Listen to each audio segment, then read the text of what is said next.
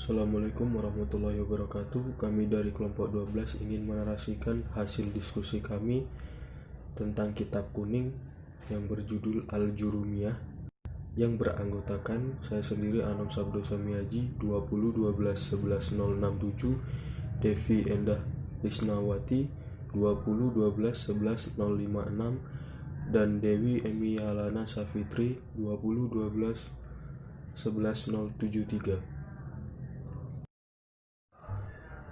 Al-Jurumiyah atau Jurumiyah adalah sebuah kitab kecil tentang tata bahasa Arab dari abad ke-7 Hijriah atau 13 Masehi.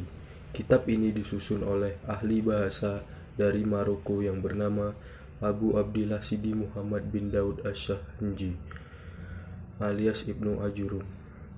Rumus-rumus dasar pelajaran bahasa Arab klasik ditulis dengan bentuk berima untuk memudahkan dalam menghafal. Di lingkungan masyarakat Arab, kitab ini menjadi salah satu kitab awal yang dihafalkan selain Al-Quran. Kitab Al-Jurumiyah juga sering kita sebut dengan ilmu nahwu. Ilmu nahwu adalah ilmu yang menunjukkan kepada kita bagaimana cara untuk menggabungkan kata benda atau ismun, kata kerja, fi'lun, atau partikel, huruf atau harfun untuk membentuk kalimat yang bermanfaat atau jumlah mufidah, dan juga mengetahui keadaan atau i'raf huruf akhir dari sebuah kata. Tujuan pelajaran ilmu nahwu adalah sebagai penjagaan lisan dari kesalahan dalam pengucapan pelafalan bahasa Arab dan untuk memahami Al-Quran serta hadis Nabi dengan pemahaman yang benar, yang mana Al-Quran dan As-Sunnah inilah asal syariat Islam, dan di atas kedua hal tersebut pembahasan seputar syariat Islam terjadi. Kitab ini cukup tipis, tapi isi dan faedahnya sangat besar sekali. Biografi pengarang. Nama dan nisbah beliau. Beliau adalah Abu Abdillah Muhammad bin Daud Asy-Syahnji atau kadang disebut Asy-Syahnji, yang lebih dikenal dengan nama Ibnu Ajurum. Nisbah beliau Asy-Syahnji merupakan nisbah kepada kabilah Shinhajah di daerah Maghrib. Beliau dikenal dengan nama Ibnu Ajurum. Ajurum artinya orang fakir dan seorang sufi. B. Kelahiran beliau. Ibnu Ajurum rahimahullah dilahirkan di kota Fas, sebuah daerah yang besar di negeri Maghrib pada tahun 1273 atau 672 Hijriah. Pada tahun itu pula seorang pakar nahwu yang terkenal, yaitu pengarang kitab Alfiyah yang bernama Ibnu Malik rahimahullah meninggal dunia. C. Wafat beliau.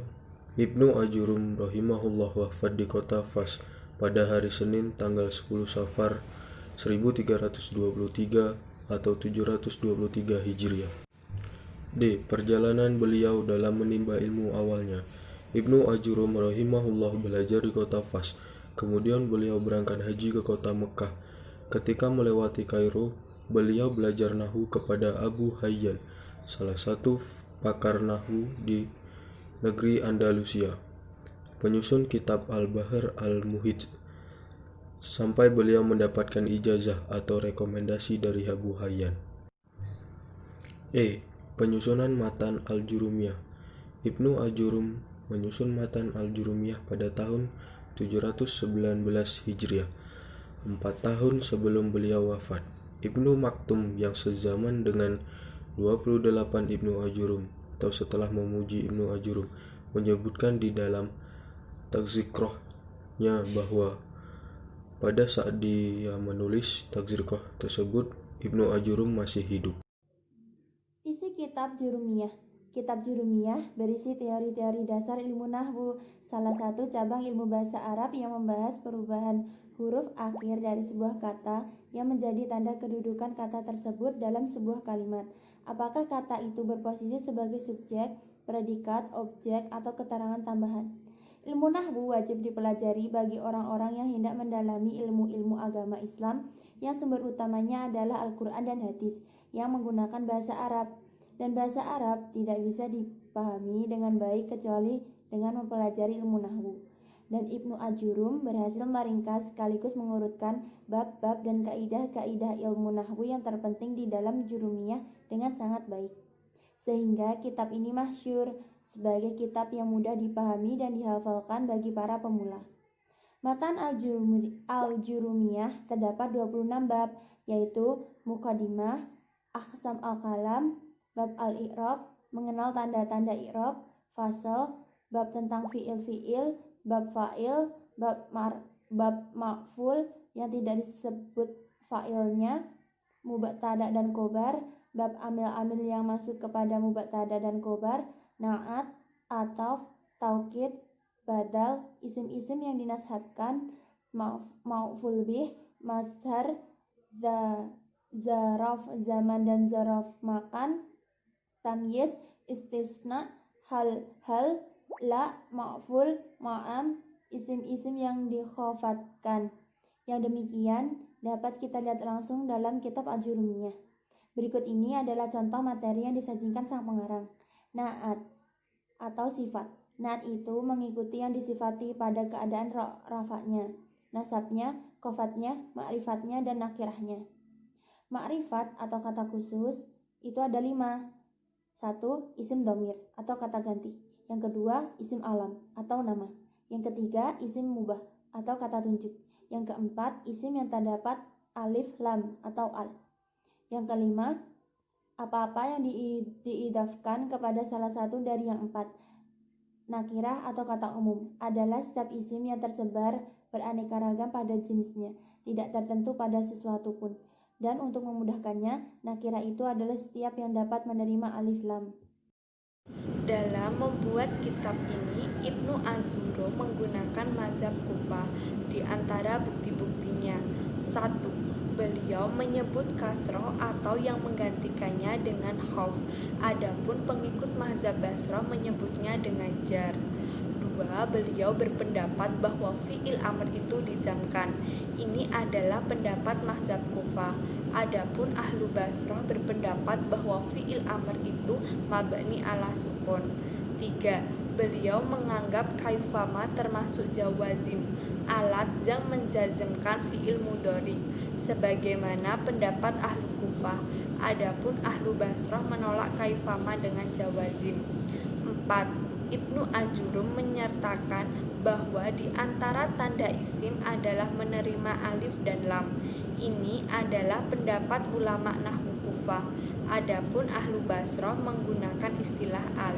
5. Beliau menyebutkan istilah asmaul khamsah yang terdiri dari abuka, umuka, hamuka, fauqa, dumali. Adapun ahli nahwu Basrah menyebutnya dengan asmaul satah dengan menambahkan haduka.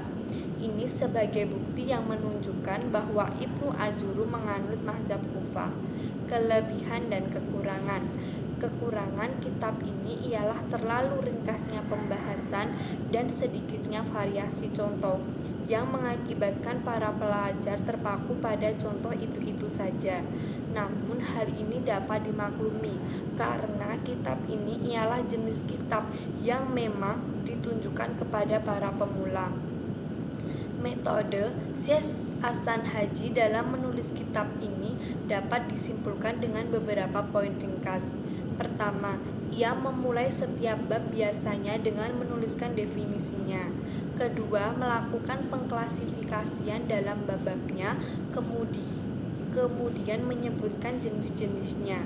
Ketiga, menyebutkan contoh-contoh pada setiap bagian-bagian yang ia sebutkan. Keempat, menyebutkan pendapat yang kuat menurutnya tanpa terikat dengan salah satu mazhab dalam ilmu nahwu dan tanpa menukil langsung dari suatu kitab ataupun imam tertentu. Kelima, tidak menyebutkan sama sekali mukaddimah dan tujuan ditulisnya kitab ini. Keenam, tidak menyebutkan sama sekali dalil-dalil berupa syair maupun uraian secara gramatikal bahasa Arab. Ketujuh, menjelaskan pembahasan dengan ringkas. Kedelapan, tidak mencantumkan bab-bab tertentu dengan maksud meringkas isi kitab. Kesimpulan, demikianlah gambaran kitab kuning Jurumiyah dan pengarangnya Ibnu Ajurum. Kitab ini sangat cocok digunakan bagi para pelajar yang ingin mengetahui dan mempelajari bahasa Arab, khususnya ilmu nahwu, karena kitab ini sudah tersedia versi terjemahan ke dalam bahasa Indonesia. Meskipun demikian, bagi para pemula yang belum bisa sama sekali tentang bahasa Arab dan ingin mempelajari kitab ini, perlu pembimbing untuk mengarahkan pemahamannya. Sekian presentasi dari kelompok kami. Wassalamualaikum warahmatullahi wabarakatuh.